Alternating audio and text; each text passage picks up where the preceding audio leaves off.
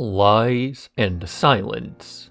Those women longed for the touch of others' lips and thus invited their kisses. Gendo and Fuyutsuki are discussing their plans about Seilei and that they're continuing to let the Human Instrumentality project continue as scheduled because it doesn't interfere with their plans. Kaji is in Kyoto, gathering information on the Marduk Institute and learning that the committee that selects Eva pilots does not exist and is simply a series of shell companies, meaning the pilots are handpicked by Nerv itself. Misato heads to a wedding of a friend, lamenting that she's been to so many weddings lately that she's almost out of formal dresses to wear. Through the show thus far, we've seen that a lot of people are rushing life events in the background. Following the second impact, many of the survivors have a sense that life is fragile. This is shown in things ranging from buying a steak dinner for people who risk their lives, to staying put during disasters because they don't really have much else going on. This is shown in a more literal sense when Shinji arrives at the mass graveyard where his mother is enshrined, meeting with Gendo in person for the first time in a long while. Others have been saying that Shinji is more out of it lately due to nearing the anniversary of his mother's death, and he's even made connections about how motherly Rei looks recently due to this event being on his mind. When Shinji speaks to Gendo, the two discuss the fact that there is nothing remaining of Yui Ikari, not even photographs, and that she's not buried there. They discuss that it's a survival technique to move on from things, but that remembering the past is still what makes us human. Gendo leaves Shinji in a helicopter alongside Rei, with Shinji trying to get a last word in to say he enjoyed the time together, one last attempt to reach out to the human in Gendo. Asuka returns from her date with a friend of a classmate, saying she abandoned the guy at a park because he was boring.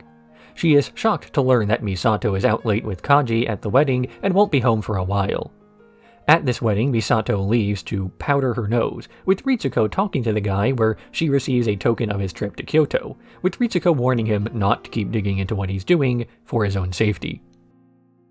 Misato returns drunk, and she gets walked home by Kaji after vomiting on the side of the road. While walking, she opens up about how she keeps running away from things, even lying in the past to break up with Kaji before. Misato's interpretation of the hedgehog's dilemma is to run away, the same way that Shinji has fled from his commitments in the past. She tries to stay aloof about anything serious in her life, which only works for so long. The rest of her friends are getting married and moving on with their lives while she is stagnated, pushing away relationships as much as she pushes away maturity, but this is only something that can be done for so long before life catches up to you. She even joined Nerv to fight the Angels, unaware that this is what her father did before, and only continuing with the job out of momentum. Back at the apartment, Asuka suggests that she and Shinji kiss to pass the time. Shinji eventually breaks off this kiss by gasping for air, and Asuka runs to the bathroom to hide her reaction by rinsing out her mouth. Kaji returns, dropping off Misato. Asuka tries to convince him to stay by clinging onto his arm, but lets go when she smells Misato's perfume on the man. She once again hides her true feelings by blaming Shinji. The next day at Nerv, Misato catches Kaji sneaking into Terminal Dogma and holds him at gunpoint. She questions him about being a double agent, to which Kaji suggests that he's actually a triple agent, working personally for Gendo. She chides him for hiding this from her, so Kaji shows what else is being hidden, opening the door to reveal Lilith pinned to a cross by the lance of Longinus. Kaji calls this Adam, and Misato recognizes it as the thing from 15 years ago. The previous episode was a recap episode, something generally done in anime as a means of buying more time for the creative team to catch up to what it was they wanted to release. Neon Genesis Evangelion famously had a very hectic production cycle, some episodes only being finished within hours of their airing cutoffs. This has been attributed to anything from budgetary concerns to the personality of Hideaki Anno, whether this was his ego or perfectionism, or if those two tendencies are distinguishable. Around this time, the production of Evangelion has also shifted away from the typical Angel of the Week style, and it began to focus more on the introspective aspects of the characters. Again, the truth behind why this actually happened could be anything from a response to critics wishing for more action, to a reported incident in which Anno received a book on mental illness from a friend during production, and became fascinated with it enough to change the plot last second. I have far less interest in retrospecting upon the mental state of the creators of the show than I do in retrospecting upon the personalities of the characters. That said, this is the part of the series where Evangelion becomes, for lack of a better term, weird. The plot begins to throw out even more half-hearted biblical references as the truth behind the angel invasions is elaborated upon, and the plot begins to split into effectively 3 instances that all need to be followed to be understood. Like I said, I care far more about the psychology of the characters in the show and about how their personalities reflect the themes of Evangelion, and robot fights were never why this show was popular, so they're not why it's remembered today. Additionally, Neon Genesis Evangelion has had a variety of implementations in various mediums, each of which adds something to the story in its own small way, or even completely reshapes the way we all look at the show's plot. I want to keep this retrospective focused on the impact Evangelion had on culture at large, as well as focusing on as close to the core of the series as possible. Basically, I'm not about to go get footage of a pachinko machine to get the entire story. From here on out, I'm going to be making a greater focus on telling the analytical parts of the story while only recapping events that are necessary for this interpretation, as at a certain point, the lore dumps add little to the tales of mentally ill teenagers we're all here to see.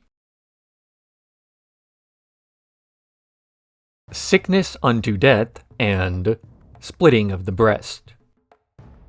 Asuka burns herself in the bathroom and complains, to which Shinji apologizes, causing Asuka to get even angrier because his default reaction always seems to be to apologize.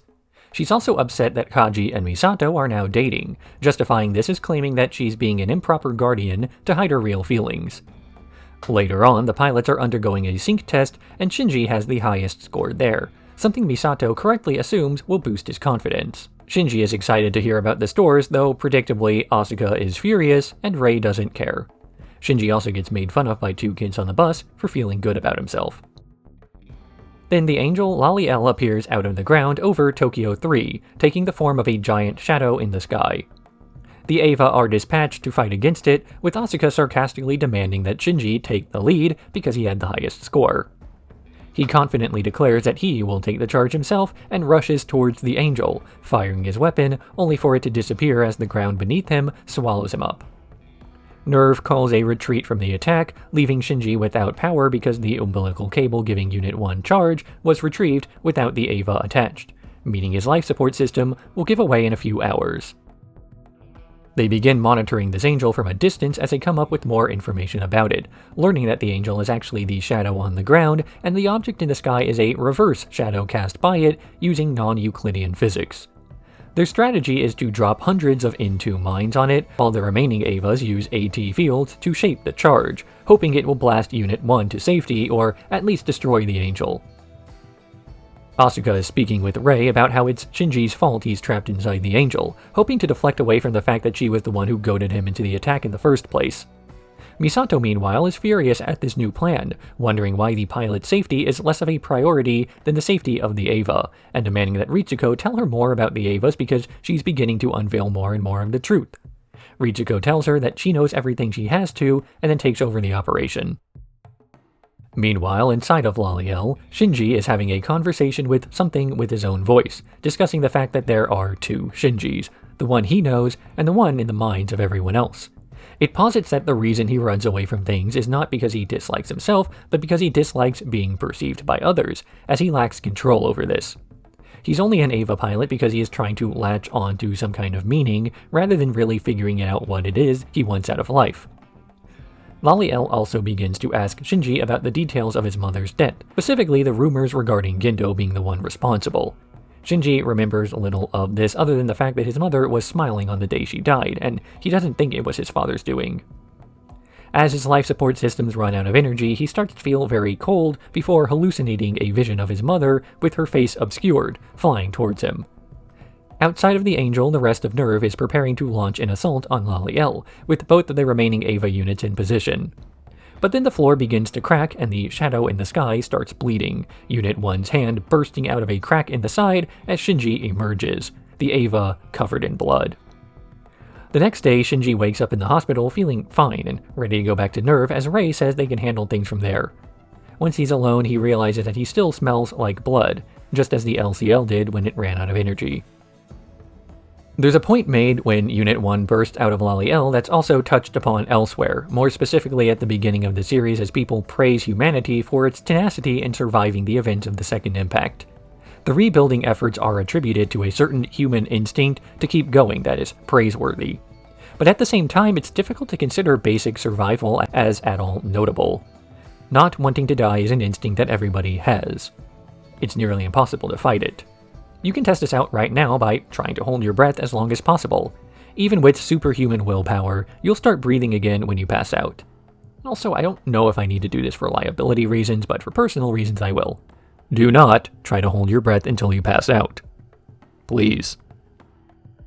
The same concept can then apply towards Nerv and its effort to create Eva units to fight against the Angels. Again, fighting for survival when that's your only option isn't really laudable behavior, just basic instinct. And while we can sympathize and root for anyone trying to live while it's a person in a bad situation toughing it out, or even a fish caught by a bird flopping around, it's hardly a unique trait. Even then, we still root for the characters in these stories as we would wish for anyone to root for ourselves in the same situation. So the real key to what makes us human is not just our survival, but the fact that we want others to survive too. Selfishness is for beasts. Fourth child. The Instrumentality Committee is interrogating Misato regarding the recent angel attack, wondering if it's possible that the angels are attempting to learn more about humanity by reaching out to the pilots. They then discuss this with Gendo, who suggests that the angels are beginning to develop intelligence and that they're running out of time based on the recordings of the Dead Sea Scrolls. Toji once again visits his sister in the hospital, with the nurses discussing how good of a brother he is. Gendo talks to Rei about her classes and how they're going, getting simple responses to his simple answers. Then, Nerv 2 disappears completely. A meeting is called to discuss what could have happened to make an entire Nerv facility disappear within seconds, realizing that the explosion detected occurred around the same time that the S2 engine recovered from Shamshell was set to be installed inside of the new Eva unit being assembled in America. Ritsuko suspects that this was caused by the organization using technology they don't understand, like the Eva themselves. They're informed the US government is sending Unit 3 to Japan to finish construction because of the risk to their facility. Gendo has finished with the Eva dummy system and orders it to be installed on Unit 1 and Unit 2, but it's not quite ready for Unit 3 yet, so they'll be selecting a pilot from nearby to fill the seat. Ritsuko informs Misato that the fourth child has been selected, though she's unsure about announcing this new pilot due to recent fluctuations in Shinji's sync rate and the strain it could cause him to find out. Back at school, Toji is selected to deliver class handouts to Rei, and he invites Shinji along, despite Hikari, the class president, wanting to go with him. While inside Rei's empty apartment, Shinji starts to clean up some of the mess out of habit, and Toji points out that Shinji's become a completely different person in the last few weeks, though he also posits that maybe Shinji was like this all along and he simply never looked hard enough to learn this. Rei returns home seeing her house cleaned, and she thanks Shinji, realizing she's never said thank you to anyone before, not even Gendo. Misato shoos Kaji away when he flirts with Maya, asking him what he knows about the Marduk Institute. He plays dumb at first, but eventually lets slip that the organization that chooses Eva pilots doesn't actually exist, and it's all done internally by Nerv, also hinting at the fact that Class 2A is meant to keep all of the prospective pilots in close proximity for safety. Misato has to go to a meeting, so Kaji talks to Shinji by taking him to a field of melons, revealing that he grows them as a hobby. He mentions how educational it can be to watch something grow and that it brings him joy when they bloom and sorrow when they die. Shinji wonders if it's worth it to feel joy, if sorrow always comes with it, though Kaji points out that the only reason we suffer is to sympathize with the suffering of others. It's hard to be a good person when you have no knowledge of pain in life, you're just reacting to what's going on around you. A good person is someone who suffers and then fights to make sure that no one else has to go through the same thing. Shinji's recent sync test results come back, with his score having dropped, something she attributes to the effect of Laliel last episode. Kensuke then talks to Shinji at school, saying that he's heard rumors about the transfer of Unit 3 and the accident involving Unit 4. Shinji hasn't heard anything about it, which Kensuke assumes is a sign that it doesn't involve him, though he's also concerned about how much information anyone really has. Toji returns from a visit to the principal's office looking downtrodden and out of it, even staying late after school, where Hikari finds him eating alone in the classroom. She offers to make him lunch the following day as she realizes that he doesn't have anyone else at home, and he accepts. Asuka tries to talk to Kaji only to see the name of the fourth child, shocked at his identity before the episode ends on Toji playing basketball alone. A life choice. Ambivalence. Unit 3 has arrived in Japan, electricity crackling off of it on the journey over. Misato is dispatched to the test site to oversee the activation of the Eva, but before she can leave, she's stopped by Shinji, who asks her if the rumors about Unit 4 and the American facility are true. She confirms these rumors, but stops short of telling him the identity of the new pilot because she's unsure if Shinji can handle it. Toji is despondent at school, skipping classes to stare at the sky and even missing out on the lunches that Hikari made for him. Asuka and Rei realize that Shinji and Kensuke are the only ones who don't know the new pilot's identity, but they can't bring themselves to tell the truth, always assuming someone else will do it. Because Misato is away, Kaji is sent to her apartment to babysit Shinji and Asuka, telling them off for fighting among themselves before calling it a night. That night, Shinji asks him about Gendo's personality, and Kaji says it's impossible to really know another person because we don't even know ourselves. When humans spend their whole lives searching for meaning and identity, we're really just projecting something outward. But on the inside, there's still confusion, meaning that these projections are based on nothing. So we can't know people, just the versions of themselves they want others to see. The activation test for Unit 3 begins in Matsushiro, and immediately there's a massive energy reading due to the angel Bardiel being aboard, taking over the Eva and causing a massive explosion. Nerv is alerted of this incident and dispatches the other 3 Evas to fight against the angel. Shinji's worried that they don't have Misato in charge of the operation, but Rei assures him things will be fine because Gendo himself is calling the shots. Shinji is shocked to discover that the 13th Angel is an Eva unit, and he starts to fear there's a pilot inside of it, with Asuka trying to tell him this pilot's identity before getting attacked and knocked out before she can do so. Rei is then sent to attack Unit 3, but when she aims at the entry plug, she remembers a conversation with Toji from before, and hesitates long enough to get grabbed.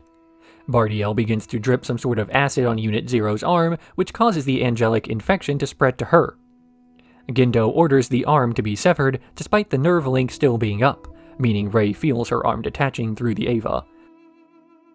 The difference between Misato and Gendo as leaders is most obviously shown here, as Gendo is ruthless and pragmatic compared to Misato, who also prioritizes defeating the angels and preserving the pilots, but she's equally concerned about protecting them mentally, not just physically.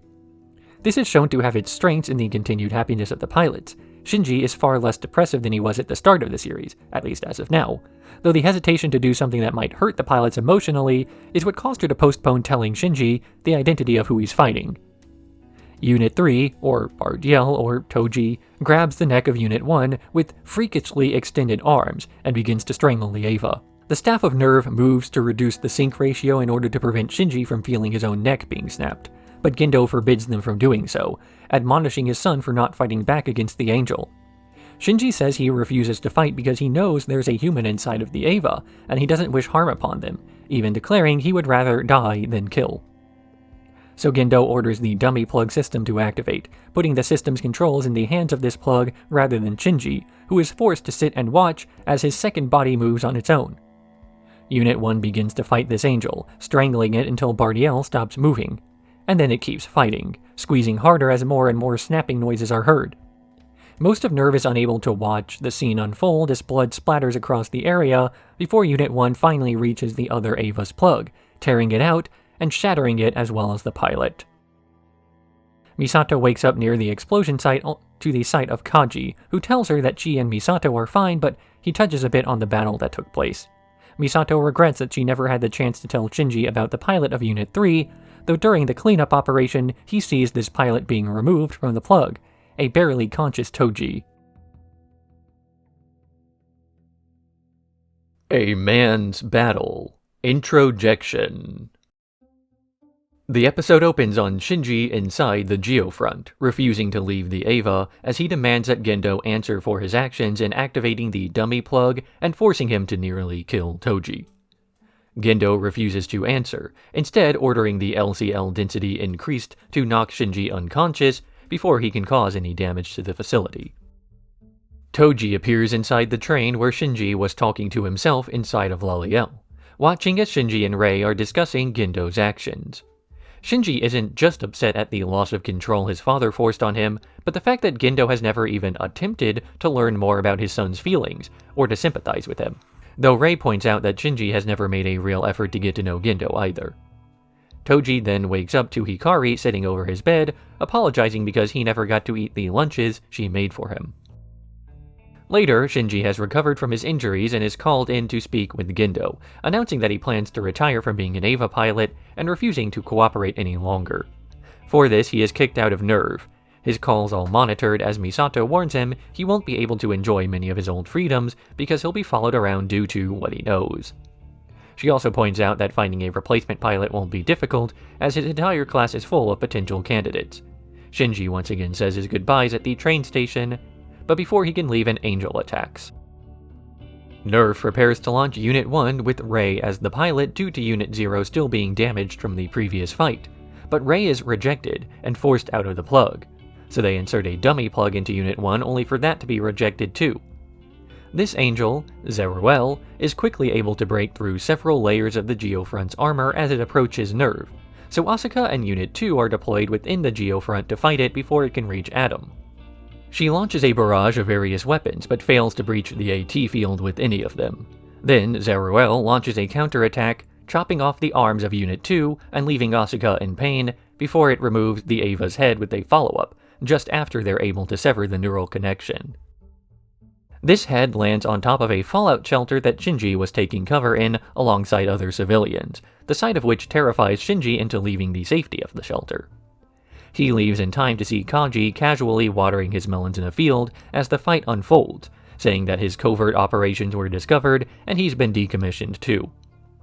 Shinji is shocked that Kaji would be watering plants during a fight, but Kaji says there's no place he'd rather be when he dies.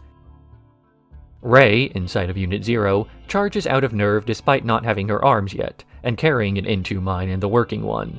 She rushes Zeruel and attempts to cram this bomb inside the AT field, though the Angel protects its core right before the explosion, taking out Unit 0 alone.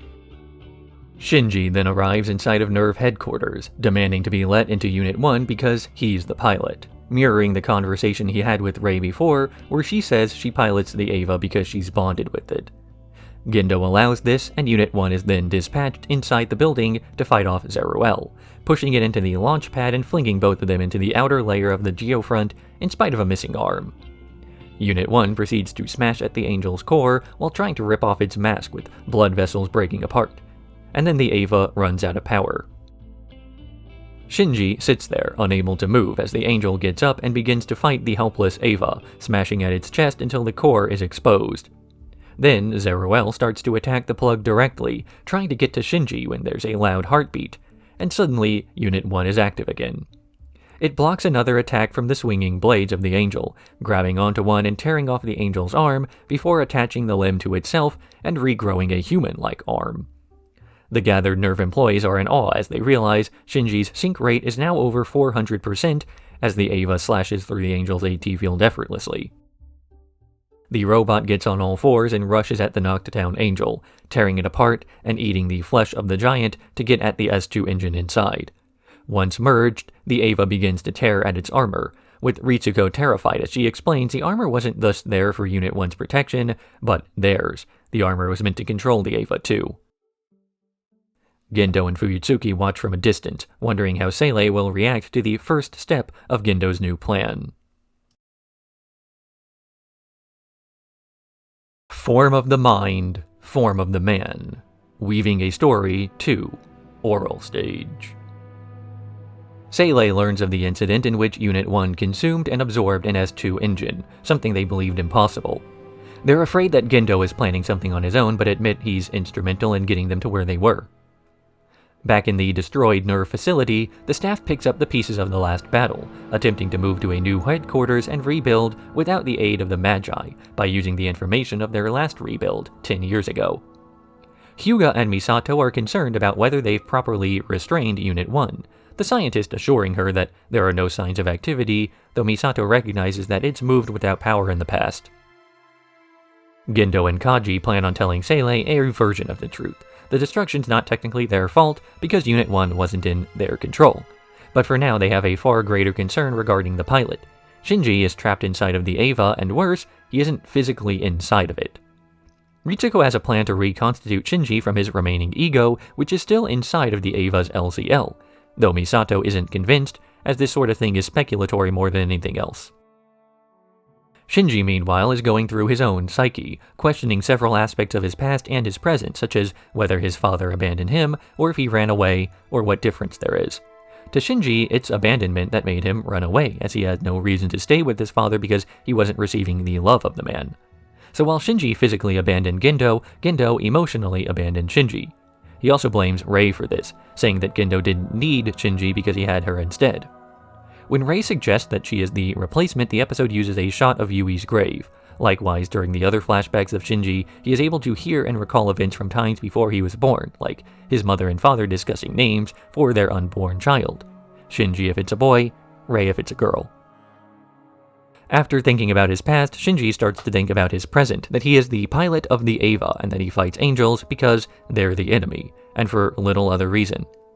He reflects that everybody who knows him as the Eva's pilot, and that he's indispensable because of this, not so much loved and wanted, but useful and needed. Back in the new Nerv, which as a cost-saving measure for Gainax has the same layout as the old Nerv, they're attempting to reform Shinji's body from the LCL, but their efforts keep getting rejected, with Ritsuko claiming this is because Shinji doesn't want to come back. The plug is ejected and the LCL, as well as an empty plug suit, pours onto the ground. Misato mourns their failed attempt at saving Shinji when he appears nearby, having emerged from the Eva and from the engine. Despite the recent harrowing experience, Misato leaves to spend the night with Kaji rather than Ritsuko, where she asks him about the Human Instrumentality Project. Kaji dodges the question by giving Misato a capsule, claiming it's the first gift he's given her in years. The Birth of Nerv. He was aware that he was still a child. The episode opens on footage from the Katsuragi expedition and their discovery of Adam, followed by the events of the second impact as a being of light is set free from the facility, destroying everything there. Fuyutsuki has been captured from Nerv, with Kaji being a prime suspect in his disappearance. Because of her relationship to him, Misato is also taken into custody by security forces who now suspect Kaji of being a mole within the organization. Fuyutsuki is interrogated by the Seele monoliths, rather than by the committee in person, and he starts describing his history with the Nerv and its precursor organization Gehern. He was once a professor at Kyoto University, teaching metaphysical biology, when he was put into contact with a promising young student named Yui Ikari. Though in spite of her talents, she still says she dreams of a domestic life, rather than pursuing research. He also meets Gendo Rokubungi when he gets the guy released from jail due to Gendo claiming the professor is his guardian. Fuyutsuki immediately dislikes Gendo's personality and is shocked to find out he is in a relationship with Yui, who says that deep down he's actually a very nice person. It's suggested that he only showed affection towards her because he recognized her talents as a scientist, leaving a sense of ambiguity about their relationship. Was Yui correct to love him as she recognized that he was a deeper person, much in the same way that Shinji was closed off and guarded towards other people, only to be caring deep down as well? After the second impact, Fuyutsuki retired to a small village to work as a doctor, not considering himself a professor any longer. He's approached by a member of the Japanese government who asks him to tag along on a UN expedition to the site of the second impact, having been recommended by an anonymous person. This person is revealed to be Gendo, now going by Gendo Ikari because he's been married to Yui and they have a child on the way. He was a part of the Katsuragi expedition, only to have left right before the second impact happened. On this expedition, Fuyutsuki uncovers strange facts like all life down to the microscopic being wiped out of the area, while a massive cavern was discovered beneath the ground. In spite of this, the media surrounding the second impact covers it as a meteor impact, with Seele and Gendo involved in hiding the truth. Misato's being held in isolation, flashing back to her own time at the South Pole, recovered as the only survivor of the incident, but going mute for several years due to the trauma. A few years later, Fuyutsuki comes into contact with Yui once again, as he has finished his personal investigation into the matter.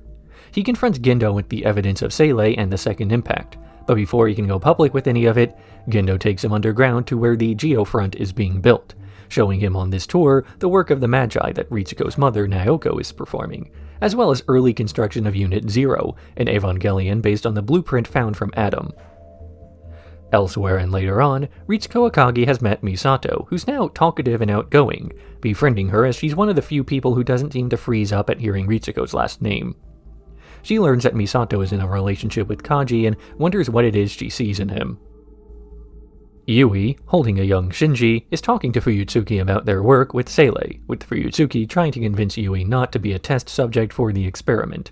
But she says she is going with the flow of things, and that her work is best for her son. Her son, Shinji, is then taken to watch the contact experiment involving his mother, with the rest of the experiment resulting in a freak accident and her death. This has a rough effect on Gendo, who, after mourning, prepares to suggest the human instrumentality project to Seilei. He also begins an affair with Naoko that Ritsuko finds out about. He also introduces who he claims is the daughter of a friend, Rei Ayanami, though Naoko is suspicious of this child and wonders why she's with Gendo rather than his own son, searching through the archives to learn more about the girl but only finding redacted pages. Soon, work on the Magi is nearing completion when Rei approaches Naoko in the facility and begins insulting her, calling her an old hag. Rei continues rage-baiting Naoko until she snaps, attacking the girl by strangling her until realizing what she's done and jumping from the control center. Back in the present, Kaji prepares for what he assumes will be his final mission, freeing Fuyutsuki from where he was taken, as Misato is also let out of where she was kept. On his way back, Kaji is confronted by someone who he greets as having arrived late. Misato returns to the apartment, hearing Kaji's final voicemail and breaking into tears, and Shinji drowns out her crying with the sound of his tape player, while lamenting that he is just a child who can't help her out. At least be human. Don't be. The episode opens on a flashback of Asuka and Kaji en route to Japan, with Kaji rejecting Asuka's advances after saying she is too young. It flashes further back to Asuka in the hospital, watching her mother talk to a doll as though it were her daughter, not recognizing Asuka. Meanwhile, her father is flirting with a doctor, having very quickly moved on. Asuka then thinks about her mother's funeral and how she declared she would never cry again, depending only on herself. All of these disturbed thoughts have damaged her sync ratio, with Nerve suggesting she might be useless as a pilot soon and discussing alternatives, shifting resources towards Unit 0. Misato discusses rumors with Hyuga about mass-produced Eva units, numbering up to 13, being developed in secret, wondering why now and what the goals of the committee are, not believing these stories that they're meant as spare parts for the other units, or a defense against multiple angels at once. Asuka returns home after seeing Shinji chatting with Rei at the train station, furious he's acting like nothing happened after reconstituting before, and continuing to pout around Misato, who dislikes how angry she's being. Asuka's mother then calls, with Asuka attempting to make some sort of power play by forcing Shinji to answer, but he just acts normal about it, making Asuka even madder. She then has a conversation with her stepmother in German, and then gets angry at Shinji for asking about it.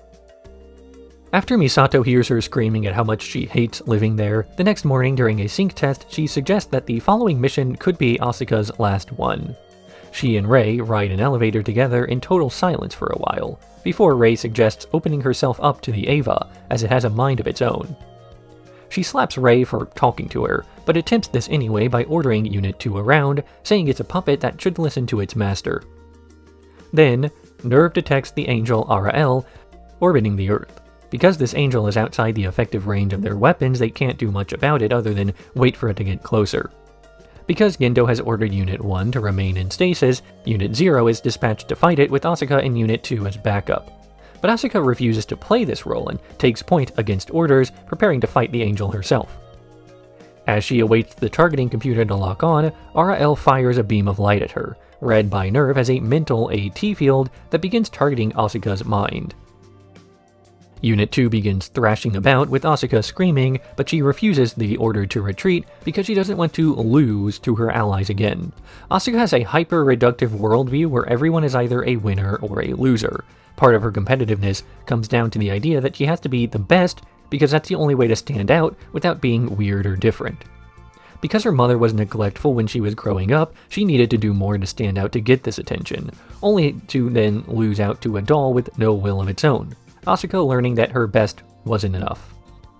but instead of thinking her efforts were misguided or she was trying to get attention from a person whose attention she ought to be better than, she doubled down to become more self-sufficient. This way, she would never try to get attention or affection from anyone else, just adoration. But adoration based on being better than other people is not something easy to get, nor is it a way to assign value to every social interaction you have. Asuka herself gets angry whenever someone beats her at something, being it a social or physical interaction, and she ends up isolating herself because of this. All made worse when she actually does win at whatever arbitrary metric she was using, only to see that the losers of the world are happy. She considers herself better than the people who are having a better time than she is, so even her worldview is losing. All she has left then is her ability as the best Eva pilot, and now she has lost that as well, so her attempts to supplant self-esteem with adoration don't work. With Asuka unable to fight any longer, it's up to Rei to fight against the Angel, though it's still too far outside the range of conventional weaponry. So Gendo orders that she retrieve the Spear of Longinus, or Lance of Longinus, or Longinus no Yari, whatever, and prepares to throw it despite Fuyutsuki warning Gendo he'll have to answer to Seilei if he uses it so early. Misato is worried that an Eva contacting Adam might cause a third impact, but Gendo's silence confirms the theory of what the Angels are after has been a lie as well. Rei removes the lance from the Angel kept beneath Nerv, and it begins to regrow its lower half. Back on the surface, she tosses this lance into the sky, clearing away the clouds with its power and piercing the AT field of Ara-L, which is instantly destroyed. Asuka's brought into quarantine due to the mental contamination of an angel trying to enter the mind of a human, and she watches Unit 2 be removed from the city as she yells at Shinji because Rei beat her again. Tears. Rei III. Misato has locked herself in her room listening to Kaji's final voicemail over and over. This room is once again dirty because she's closed off to Shinji. Her drinking habit has since become a coffee habit since Kaji was killed. Also shutting herself off from the world is Asuka, who has left the old house to live with Hikari, though here she does little more than play video games all day. Hikari's attempts to cheer up Asuka by saying she did her best fail to give any comfort, as Asuka only takes this as meaning her best wasn't enough. Gendo is being interrogated by Seilei, who are furious after he lost the Lance of Longinus by throwing it at Ara-L last episode. He says that his priority was to defeat the Angel and not to preserve the spear, which Seilei doesn't believe, starting to suspect Gendo intends to betray them. This interrogation ends early when another Angel invades, Armisael. Misato arrives late due to having been locked away in her room and begins to lead the defense, with Gendo demanding that they deploy Unit 2 in spite of Asuka's low sync rate, as he thinks she might still be useful as bait. The Angel floats above them, its AT field alternating too rapidly for them to get any real information and forcing Nerv on the defensive. Rei is deployed alone as Unit 1 is still in stasis following the earlier Berserker Mode incident. Armisael launches an attack, going directly for Unit 0 and breaking through its AT field. Rei grabs onto it and immediately her hand grows an infection of veins on it, not only the Eva, but Rei herself. Asuka is deployed in Unit 2, but with the sync rate below 10%, can only stand there, eventually forced to retreat. Inside of Rei's mind, she feels a second present, guessing at first that this is the her inside of the Eva, but then seeing this angel taking the form of herself. This angel asks if she wants to join together, and also questions the feeling that she's feeling, an emotion known as loneliness. When she realizes what she's feeling, Rei begins to cry, as the angel starts merging with her more, taking on several different forms to mitigate how lonely it feels. Gendo sees this and immediately deploys Unit 1 in spite of the freeze, with Asuka mad that Gendo's trying to save Rei when he wouldn't do the same for her before. Shinji begins to fight this whip-like angel, but when the Eva grabs it, Shinji's hand begins to grow several tiny Reis who complain of the pain from the Eva's rifle. Rei briefly wonders if she ought to merge with Shinji as well, but decides against this, hoping to save him instead.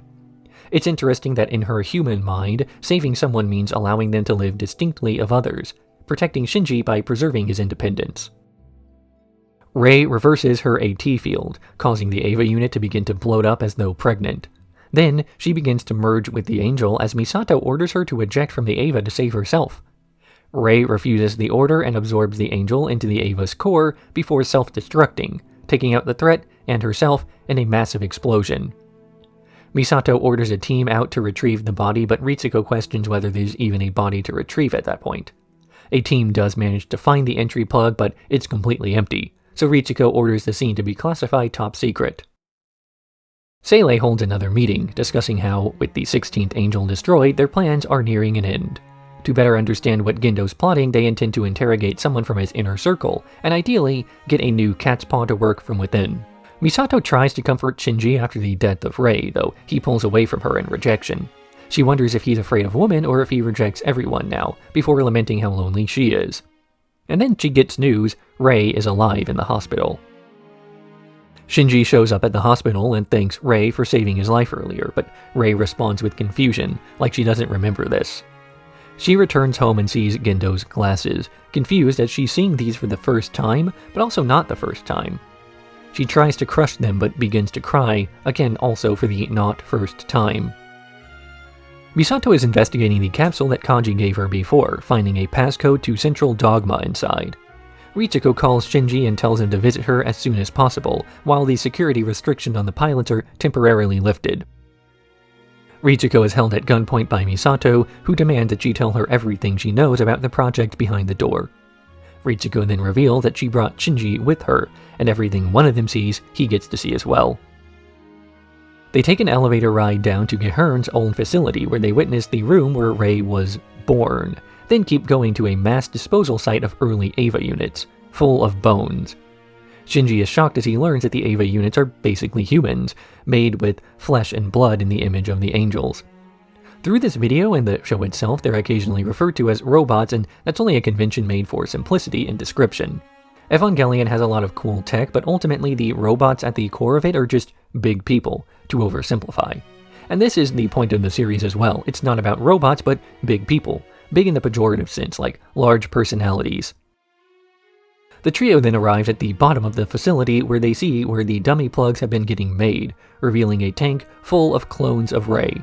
This was the true result of the discovery at the South Pole 15 years ago. These dummy Reis are just husks of humans without souls. The Eva units are the same way. In order to make the Eva units function, they needed to artificially place a human soul inside, the purpose of the experiments all those years ago, when Shinji saw his mother for the last time. Ritsuko recently learned, as she was being interrogated by Seilei, that she was sent in place of Rei to protect the pilot. Since these pilots were just soulless husks of human beings, this meant that Gendo valued her less than the body of Rei with no personality or soul. At this, she flushes the system of the remaining Reis, killing all of the bodies as she breaks down in tears, telling Misato to shoot her already. Misato doesn't shoot, knowing that the curse that affects everyone who's involved with the Evangelion project has hurt her old friend as much as it's hurt anyone else. The Final Messenger. The Beginning of the End, or Knockin' on Heaven's Door. A young Asuka runs to her mother, excited to tell her that she has been selected as an Eva pilot, and that she's finally found some meaning in her life, but when she opens the door to her mother's room, she only finds her body. In the present, Asuka is sitting around in a dilapidated house when Nerv security retrieves her for a return to the facility. Back at Nerv, Hyuga mentions that they've recovered Asuka, with Misato wondering how she was able to evade security in the first place and whether her recovery lining up with the arrival of the fifth child is coincidence. Gendo interrogates Ritsuko about her destruction of the dummy system, though Ritsuko says she was trying to destroy Rei, also saying she doesn't believe that Gendo's actually upset with her because he never expected anything from her in the first place. Shinji looks at the destruction from Rei's fight last episode, which is now a crater lake, and when he realizes that all his friends have either evacuated or are now impossible to talk to, he also realizes he's completely alone. And then a boy named Kaoru begins to sing nearby, praising the musical creations of humans and greeting Shinji by his name. Kaoru introduces himself as the fifth child. Hyuga says that he's hacked into files on Kaoru to learn more about him, only to see that everything has been scrubbed clean, just as they were with Rei. With no tricks to try, Misato begins a sync test as normal, where Nerv discovers he has an unusually high sync rate with Unit 2, despite it being his first test. Afterwards he meets with Rei, hinting at their natures by claiming that the two of them are the same, with Rei acting suspicious of the boy. After this, he talks to Shinji as he's worried about returning home, offering to bathe with him afterwards. While in the bats at Nerv, Kaworu ponders the human condition, that mankind is terrified of opening themselves up to other people, and yet they're just as scared of sealing themselves away. As such, humans are constantly in pain on the inside, but he admits that there are some people easier to open up to that makes the burden lessened. Seilei meets about what to do to wrest control of Nerv away from Gendo due to his betrayal, as Gendo talks directly to Unit 1, addressing her as Yui, revealing that, with the Lance of Longinus out of the picture, there are no more obstacles in the way of his plans. Gendo has even grafted Adam onto his hand in anticipation. Misato returns home to an empty apartment, discussing how unlikely it was that that apartment of all places remained standing, given all the other destruction. Not wanting anybody else close to her to get hurt, she hugs Pinpin and gives him a goodbye before he's sent away. Shinji spends the night at Kaworu's house, opening up to him about his life before Nerv and how much he hates his father. Shinji wonders if it's okay to be opening up like this, but the fifth child assuages him by saying he feels like he was born to meet Shinji. The next day, Kaworu wakes up early to communicate with Seilei, where his real existence is explained. He must stop Gendo's plan to elevate himself to godhood. Kaworu is the spawn of Adam, and humans are the spawn of Lilith, both of whom are the angels that have come to Earth before. Seilei and Kaworu's mission is to eliminate the spawn of Lilith, or Lilim, from Earth.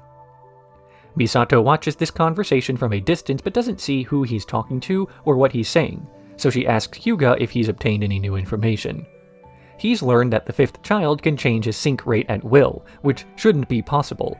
He's also found the location of where Ritsuko is being held.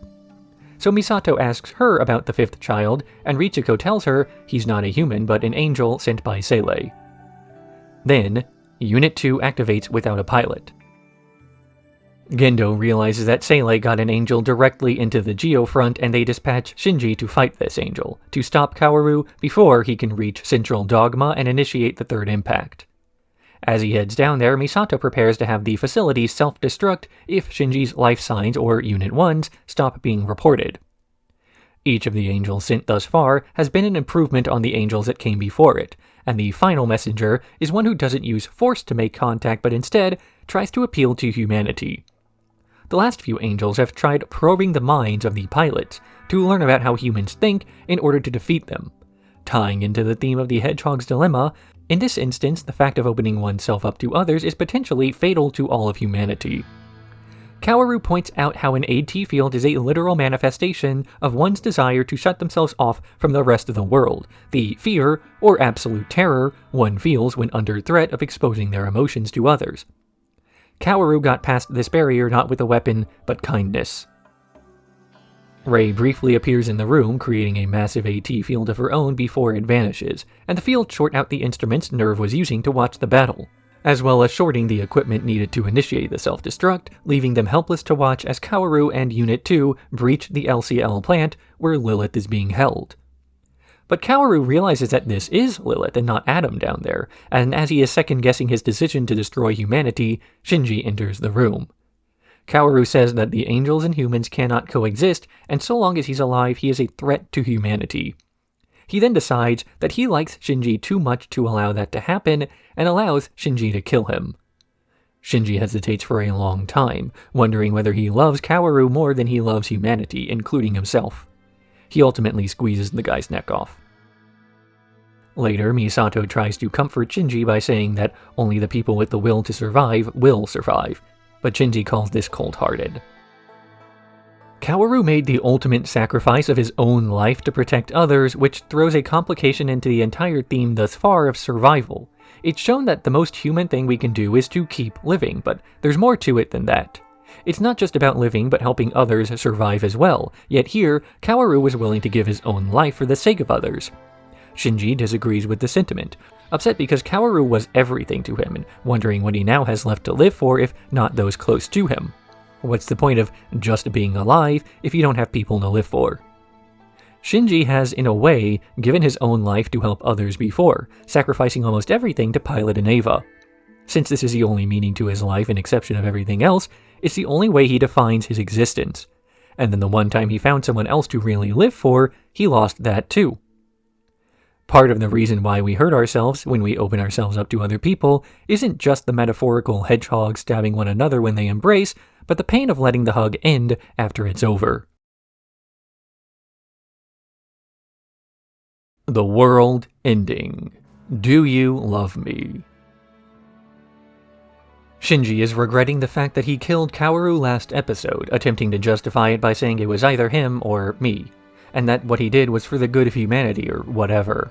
This is the same reason he pilots the Eva, because it's for the good of humanity. But with the recent killing on top of so many others, Shinji begins to worry that his reason for piloting is wrong.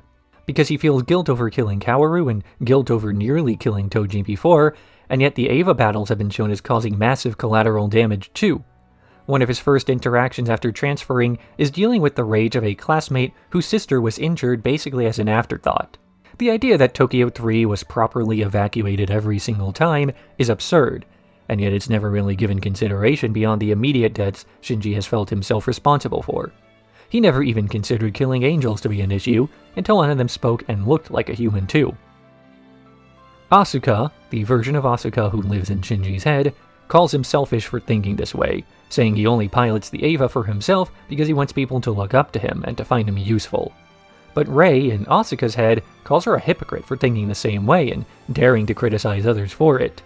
In fact, Asuka has valued herself by her usefulness to others so much that she no longer thinks she exists in any real capacity because she can no longer pilot the Eva.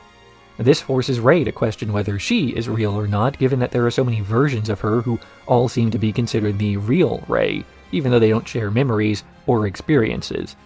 She concludes that she is Rei Ayanami because other people call her Rei Ayanami. Instrumentality begins, which Gendo explains not as a return to nothing, but a return to everything, to the form in which everyone once was.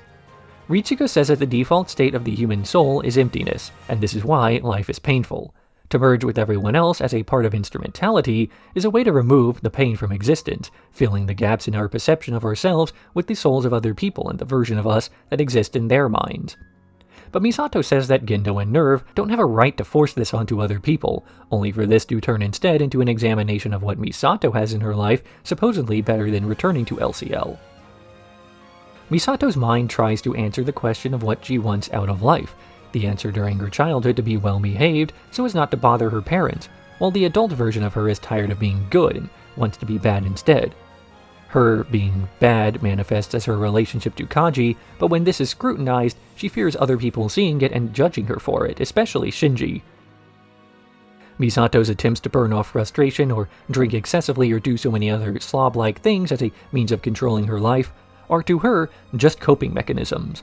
But to the people who perceive her, these girl failure traits are the only thing they see, and thus her identity is conflated with her lowest moments. Asuka recalls how her mother looked on the day she died, smiling. She's raging that a woman that made her so miserable can lose everything and still somehow appear to be happy in her final moment, while Asuka had to suffer not being wanted by her father or stepmother. Shinji then sees himself on a stage, watching himself and wondering what this is. It's explained as the Human Instrumentality Project, or a world created from Shinji's wishes, where no one gets to be saved. He justifies not saving anybody by saying no one saved him, and that it isn't his fault, but this is still the desire of his heart to be completely closed off to other people. The beast that shouted, "I," at the heart of the world. Take care of yourself. For clarification on the title, I means love in Japanese. It's a pun. Shinji begins to worry that he is going to cease to exist. Not so much fear over disappearing, but worried because he's not as afraid of this idea as he should be. This is explained as a fear of failure, that to give into instrumentality means to lose the barrier between yourself and other people. But this was always something people could do in a small way while alive, pre-instrumentality. The fear comes from opening up to somebody, failing, and getting nothing out of it but the pain. When confronted by this, Shinji learns that everybody fears the same thing. It's part of being human, getting over this fear through exposure. This is the flaw in Shinji's mantra of "I mustn't run away," because running only weakens you to more pain later. The thing he's running from might hurt, but it will hurt a bit less every time he stays put.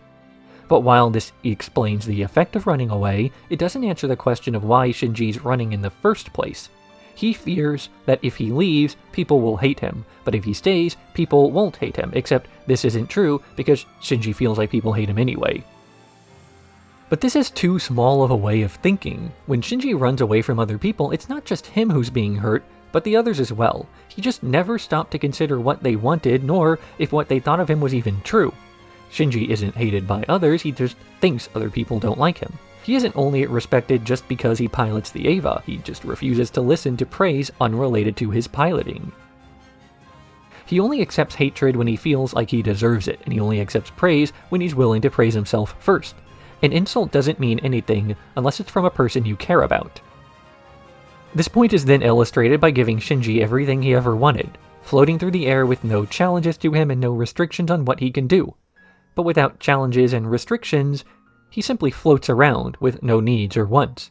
He is then given a restriction, gravity, represented by a line on the horizon. With this restriction, he now has a sense of motion, but the concept of up and down and forwards are still relative to him. Everything works the same way. The things Shinji knows as truths are things that he defines as truth himself. His perception of the world is then shaped around this. If he believes other people like him, he can start to imagine others liking him, and then that can become the truth. Shinji wakes up in his bed to his childhood friend Asuka, trying to get him to go to school, though when she throws off his covers, they're both embarrassed by the morning wood he has. Gendo and Yui discuss how nice it is that Asuka wakes up Shinji every morning, just like she tries to make sure that Gendo gets ready for his job at the university, to the point where Fuyutsuki even blames her if he is late. Shinji and Asuka run to school past a street crowded with cars, as they discuss how lively the city is becoming. Then, when he rounds a corner, he runs into Rei. He brags to his friends that he saw her underwear when she was knocked down, but Hikari gets annoyed with the boys for this vulgar discussion.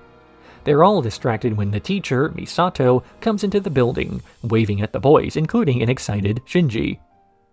Then the new transfer student arrives, Rei, who's almost immediately upset with Shinji when she recognizes him. Asuka almost defends Shinji, but her relationship to him then gets teased by the others as the animation quality degrades. Shinji considers this alternate reality as a possibility, and realizes that if something that drastic were possible, it's also possible that he could be loved even without piloting the Eva. This is the point where Shinji realizes that he only needs to love himself first if he wants others to love him, and then the stage clears as he himself appears in an empty space with the entire cast congratulating him. After these congratulations, Shinji thanks them all for letting him get here, and the show ends on that note. Hold on, wait, didn't Evangelion have giant robots in it? End of Evangelion. I need you. Shinji is regretting the fact that he killed Kaworu last episode, attempting to justify it by saying it was either Kaworu or him, and that what he did was for the good of humanity, or whatever. He tries to turn to someone, anybody else he could possibly talk to about the situation, but as everyone else has left him, he turns to the comatose Asuka in her hospital bed. But when he exposes her, he decides to relieve himself sexually instead, what Shinji considers his lowest point. The rest of Nerv is unsure about what to do now that the final angel has been defeated, wondering if they'll even be kept around since their purpose has been fulfilled. But Seele has been meeting about their own plans, frustrated that they can't use the Lance of Longinus to initiate the third impact, and they'll have to use Eva Unit 1 instead, as it's the only true offspring of Lilith. Because Gendo isn't cooperating with them, they have to take it by force. This forced attack is initially done by trying to hack the Magi, with several other supercomputers attempting to overtake the facility and forcing Nerv to rely on Ritsuko to defend against the invasion. Ritsuko is upset that a man who rejected her advances before is now asking for her help, but agrees to save Nerv alongside her mother again. Her programming skills are able to push back against the invasion easily. Too easily, as the real assault begins, a physical one. Several JSSDF assaults begin from the area surrounding the Geofront, launching an attack on their equipment above ground before forcefully entering the area underground and taking out any employees they find, regardless of whether or not they're surrendering. Misato orders the hallways flooded with the same material they used to restrain the Eva units, as Gendo orders Fuyutsuki to manage the defense as he heads deeper into Terminal Dogma. Fuyutsuki asks Gendo to give his regards to Yui. Misato also orders the Eva pilots to be placed inside of their units for protection, even the unresponsive Asuka, because the Eva units are the safest place to be. The rest of Nerv's bridge employees panic over the soldiers entering their position, realizing that Seele had been preparing to kill them from the start. Misato learns that Shinji and Rei are not near their Eva units, so she heads out herself to go retrieve Shinji, cowering beneath some stairs and talking to himself. She is able to save him from the soldiers, but can't save him from himself because he's still asking for Asuka's help over and over. On the way to the Evangelion cage, she explains her findings about Nerv's history to him. The second impact was triggered by Seele on purpose, and humanity is descended from an angel-like being known as Lilith, with the descendants of Adam simply being humans who gave up human form, being one other possibility of life. Thus, humankind collectively makes up the 18th and final angel, unable to coexist with the others. The JSSDF drops an N2 mine directly on the geofront, exposing the entire area to the sky as more and more missiles rain in from above. They search for Asuka and Unit 2, finding her safely placed at the bottom of the lake in a fetal position. She repeats that she doesn't want to die over and over, hearing the mother's voice asking her to die with her like before. But then, she hears her mother's voice agreeing with her, sparking the realization that Kyoko's soul is inside of the Eva, and they've been together for nearly a year now. Asuka awakens from her depression, happily fighting alongside her mother as she deals heavy damage to the JSSDF forces as they fail to cut through her AT field. So they resort to an alternative strategy, cutting the umbilical cord providing Unit 2 with power before dropping the artificial Eva series from above, equipped with Kaworu inside of their dummy plugs. Asuka only has a few minutes to fight all of these Evas, but is confident she can manage it, brutally tearing several of them apart despite being outnumbered. Beneath the surface, Misato is trying to drag Shinji into Unit 1 while being pursued by soldiers. One of them manages to injure Misato before she can seal the door behind them and push Shinji up to the elevator. Here, she tries to convince him to fight despite him believing he's too worthless to pilot the Eva. But Misato gives him her father's cross, mirroring the scene where he gave it to her before surviving the second impact. She tells him to promise to find out the meaning of his existence before kissing him and shoving him onto the elevator, lying that her wounds aren't so bad and they'll definitely meet again. Once Shinji is out of sight, she collapses and Rei stands over her. Gendo has made it to Terminal Dogma, where Rei was looking at the remains of her clones. He prepares for his final plan before being stopped by Ritsuko.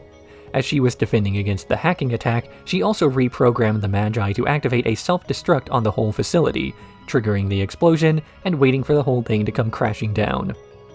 But nothing happens, with Ritsuko realizing that one of the Magi has rejected the command, choosing Gendo over her own daughter. Gendo tells Ritsuko the truth, but this is muted, and he shoots her backwards into the pool of LCL. Up on the surface, Asuka and her mother manage to defeat the last of the angels, only for one to toss its spear at her. She uses her AT field to stop it, but the spear morphs into the shape of the Lance of Longinus, penetrating the AT field and Asuka's eye. The rest of the artificial angels start resurrecting as they sprout wings and they fly into the air, descending onto the pinned Eva and then eating Unit 2. Asuka tries one last time to go berserk and continue the fight, only to be stabbed by several more spears. Shinji has been listening to this entire fight inside of the Eva cage, but when he hears Asuka mentions that the Eva units have their mother's souls inside, Unit 1 moves on its own and breaks free, Shinji finally climbing inside of it to ascend to the surface by blasting the ground above him with an AT field. He reaches the fight only to see Asuka's destroyed Eva, screaming in terror as the first half of the movie ends. Gendo tells Rei that the only way he can be reunited with Yui again is to initiate instrumentality by merging Adam from his hand with the Lilith inside of Rei. He grabs her and begins the process, though Rei, fused with Lilith, rejects Gendo's wishes because she does not want to be his doll, and she begins to aid in Shinji's plan for instrumentality. Gendo begs for her to wait, but is ignored. Unit 1 breaks free from its armor and summons the Lance of Longinus, which concerns Seele enough that they realize they have a hope for their plan after all. They crucify Unit 1 and bring it into the air, forming an anti-AT field and exposing the Black Moon, the egg of Lilith, from beneath Central Dogma. A massive ghostly ray emerges from the ground, passing through what's left of Nerv and horrifying everybody there as she rises up to meet Shinji's eyes. The Eva units begin to grow tiny rays across their body, with Shinji's horror turning into acceptance once he sees that the giant ray has taken the form of Kaworu, his AT field finally breaking down enough to accept the Lance of Longinus into the Eva's core, merging with it. As he now has the Fruit of Life and Fruit of Knowledge from the Angels and Humanity respectively, Shinji and Unit 1 have become a god. It is now up to Shinji to determine the fate of humanity, to either give into or reject instrumentality. Inside of Shinji's mind, this is reflected as him as a child playing in a sandpit with other doll-like children. They're called away by their mother as Shinji is left alone to construct the pyramid inside of the geofront out of the sand. But he rages at the building, knocking it down with a foot before reconstructing it anyway. His thoughts then start to merge with the others in his life, Misato regretting her inability to be a good parental figure to Shinji, Asuka's disgust with him, but also Misato's flaws of her own and Asuka's rejection of getting close to anybody, not just him. Shinji tries to defend himself by saying it's impossible to understand Asuka when she rejects any attempt by others to get to know her. He appears back in the apartment with Asuka by his side, Shinji pleading for a way to help her, only for Asuka to say he can only aid her by never coming back again. She shoves him over and calls him pathetic for continuing to use other people as crutches for his own lack of self-esteem, knowing he'll just reject them anyway, and giving him a defense against having to do anything himself. Shinji rages, strangling Asuka, and beginning instrumentality. His vital signs fade to zero and billions of Rei begin to appear surrounding the people of the world, shapeshifting into the form of whatever that person desires the most before they turn into LCL. Even Seele celebrates some form of success as their monoliths disappear one by one. A bleeding Gendo lays on the ground, regretting that he spent his whole life rejecting other people because no one would ever love him as much as Yui did, even turning away his own son. The mass-produced Eva begin to pierce their own cores as an ocean of blood, red, and crosses covers the earth with a giant Lilith/Rei merging with the Tree of Life that has become of Shinji and the Lance. Shinji then gets exactly what he wanted, a world without ego barriers between people. But with no other people, there's no way to produce an identity. Then words like love no longer mean anything because you can only love yourself even though you don't exist. He rejects this reality and emerges from the Eye of Lilith before there's a flashback to Fuyutsuki's conversation with Yui about the Eva series.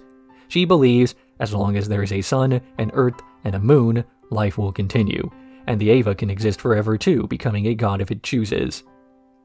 An indeterminate amount of time later, Shinji has manifested on the beach as the crucified mass-produced Eva series have fallen to Earth. He is there with Asuka, and begins to strangle her. But Asuka reaches out to him, a difference between the two, and seeing her move, Shinji lets go.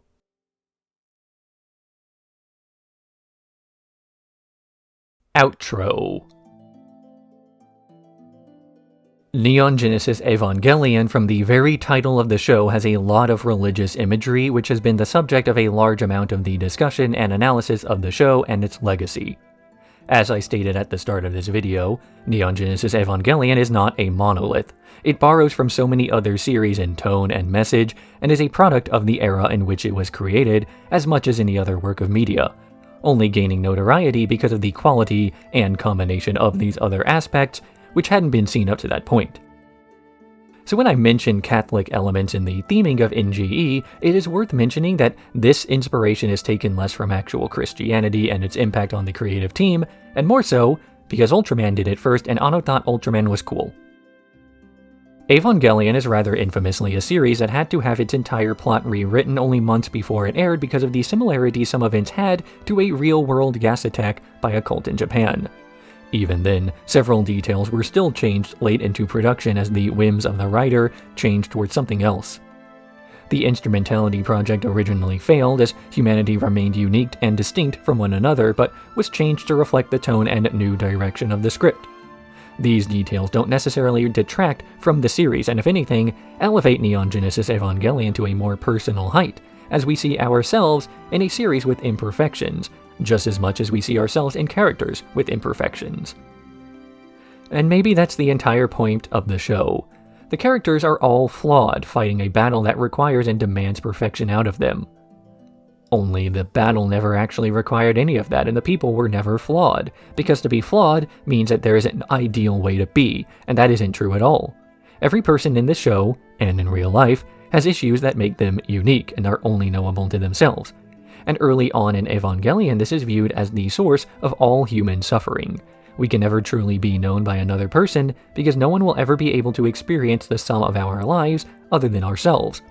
The only person who knows who you are is you, and even this is tenuous because we can spend our whole lives trying to define this. But the counterpoint to all of this is that the self does not exist, at least not in a capacity that matters. The reason we don't understand ourselves is because we keep changing as we grow and interact with other people.